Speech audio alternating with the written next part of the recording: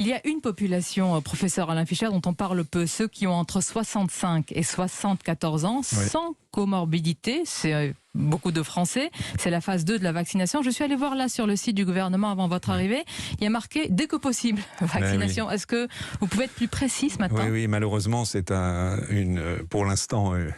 une faiblesse du dispositif qui est inhérent aux quantités de vaccins disponibles et aux caractéristiques des vaccins. Je m'explique.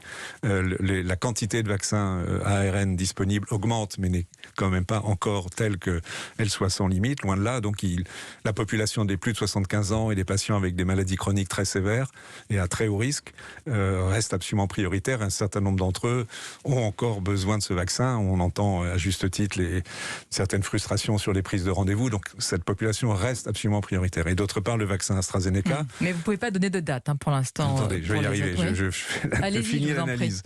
Le vaccin AstraZeneca n'a pas été testé chez les sujets âgés de plus de 65 ans. Donc on ne sait pas s'il est efficace pour eux.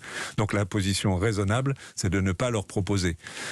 Donc il y a deux façons de bouger. C'est d'avoir des informations dans les semaines qui viennent sur l'efficacité du vaccin AstraZeneca chez les plus de 65 ans. Ça viendra de Grande-Bretagne. Parce qu'eux ont pris une politique différente de tout le reste du monde. Et ils vaccinent les plus de 65 ans, donc on aura des données anglaises qui vont nous aider.